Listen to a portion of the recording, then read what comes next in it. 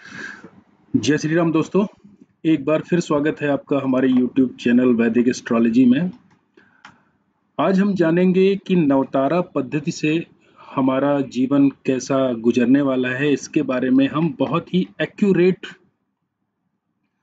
चीज़ें पता लगा सकते हैं कि आने वाली दशा हमारी किस तरीके की जाएगी या कौन सा प्लैनेट हमारी कुंडली में किस हाउस पर बैठकर क्या रिजल्ट दे रहा है।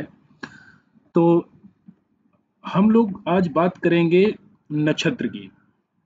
जैसे आप ये देख रहे हैं, ये जहाँ पर मेरा कर्सर घूम रहा है, ये 27 नक्षत्र होते हैं, अश्वनी से लेकर रेवती तक। तो क्रम ये है: अश्वनी, भरणी, कृतिका, रोहिणी, मृगशिरा, आर्द्रा, पुनर्वसु, पुण्य, अश्लेषा। इस तरीके से 27 नक्षत्र होते हैं और इन नक्षत्रों का कोई न कोई प्लैनेट इसका लॉर्ड होता है, इसका स्वामी होता है। जैसे आपको मैं दिखाऊं, ये देखिए,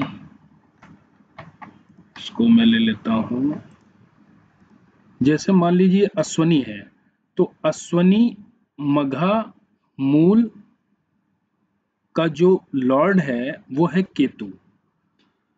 इसी तरह भरणी, पूर्वा फागुनी और पूर्वाषाढ़ा का जो नक्षत्र है वो है शुक्र। तो इसी तरीके से सारे 27 नक्षत्रों के हर एक कोई ना कोई एक स्वामी होता है, कोई ना कोई एक लॉर्ड होता है। और ये जो मैंने आपके सामने ये दिखा रखा है ईयर्स, ये हमने दिखा रखा है कि प्रत्येक प्लैनेट कितने साल के लिए हमारी दशा में आता है। जैसे केतु का जो टाइम पीरियड होता है वो 7 ईयर्स होता है, शुक्र का टाइम पीरियड 20 ईयर्स होता है, सूर्य का 6 ईयर, चंद्र जब भी अपने दशा पीरियड में आता है तो 10 साल के लिए आता है, मंगल 7 साल के लिए आता है, राहु 18 साल के लिए आता है, बृहस्पति 16 साल के लिए, शनि 19 साल के लिए और बुध 17 साल के लिए हमारी जन्म कुंडली में दशा में आता है।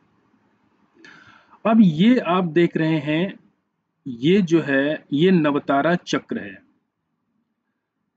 प्रत्येक नक्षत्र हमको कुछ ना कुछ देता है। जैसे मान लीजिए हमारा जो जन्म तारा होता है, तो जिस नक्षत्र में हमारा जन्म हुआ होता है, हमारे जन्म समय में चंद्रमा जिस नक्षत्र में होता है वो हमारा जन्म तारा होता है। जैसे मैं एक एग्जाम्पल कुंडली आपको दिखाता हूं, उससे आपको समझ में आ जाएगा।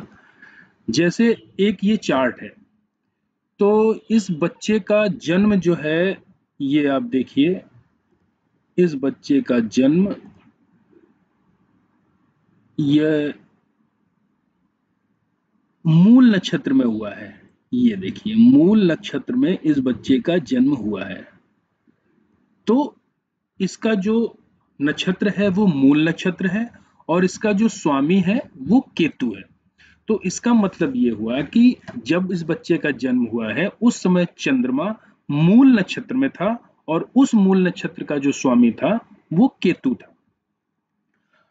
अब हम यहां पर आ जाते हैं, जो इस बच्चे का जन्म मूल नक्षत्र में हुआ है, तो कहने का मतलब ये हुआ कि इसका जो जन्म तारा है, इसका जो जन्म तारा है ये वो केतु हुआ।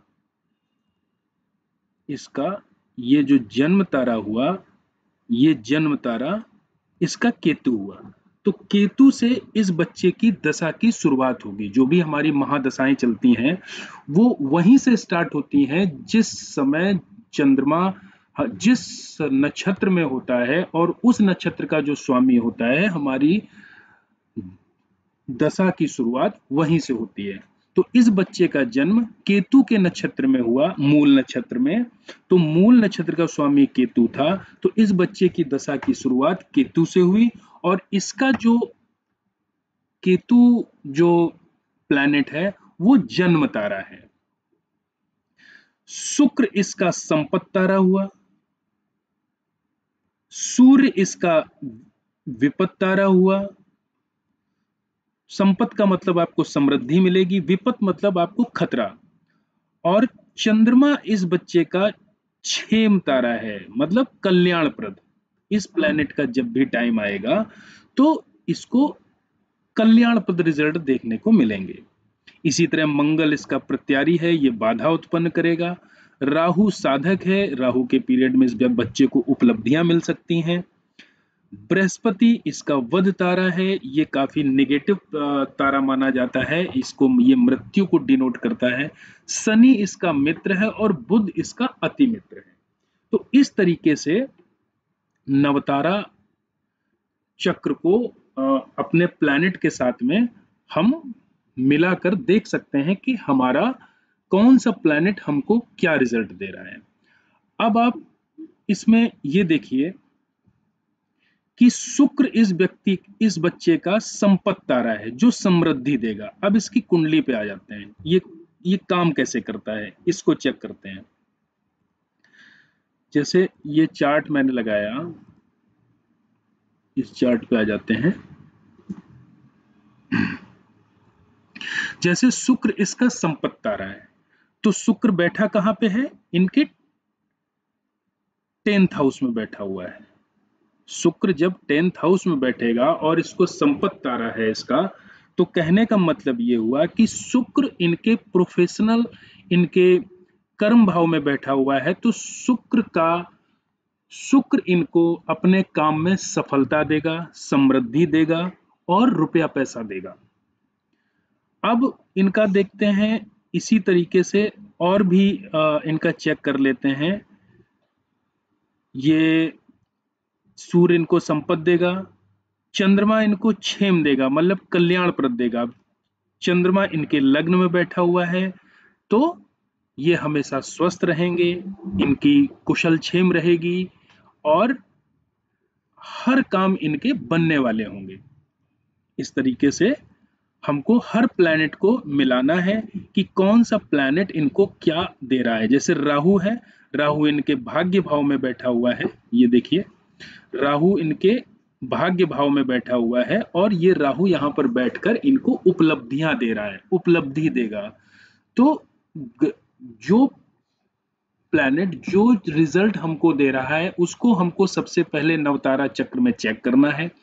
फिर उस प्लैनेट की हमको प्लेसमेंट देखनी है कि हमारी कुंडली में वो किस भाव में बैठा हुआ है।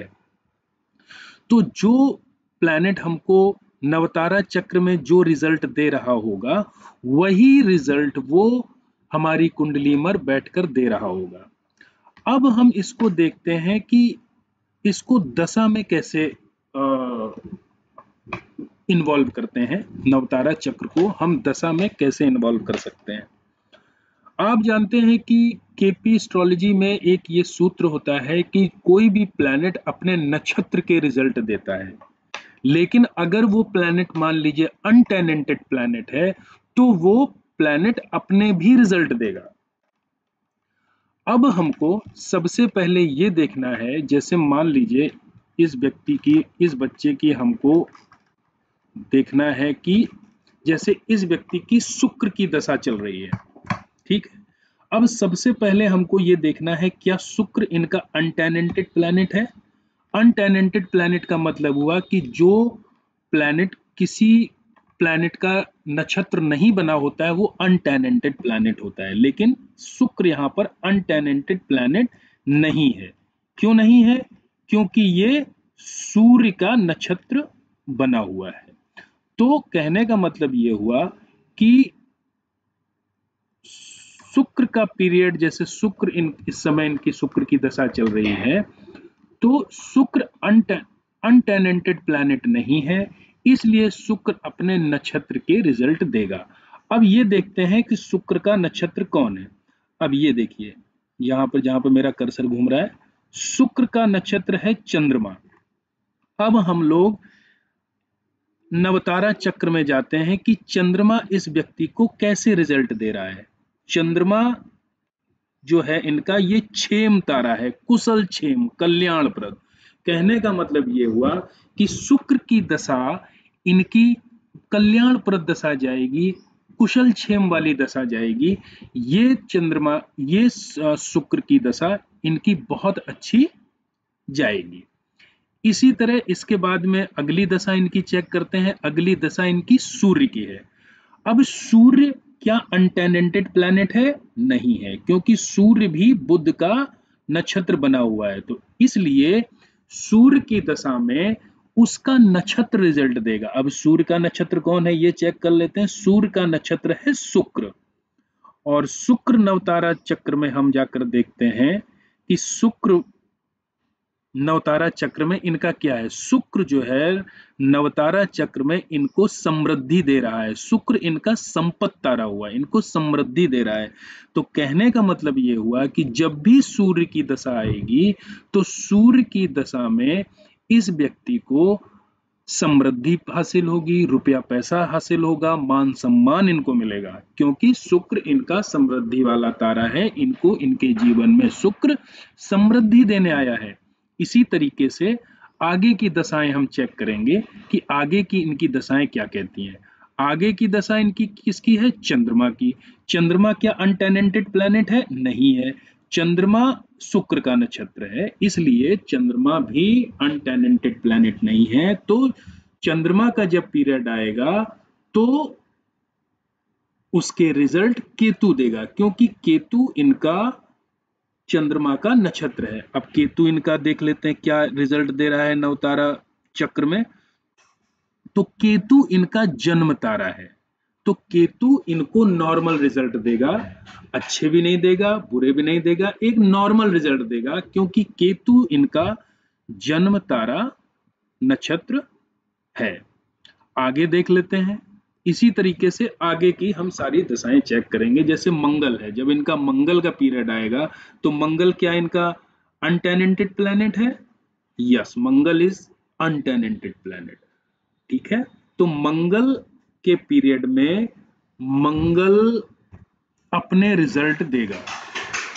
अब मंगल का नक्षत्र कौन है? बुध।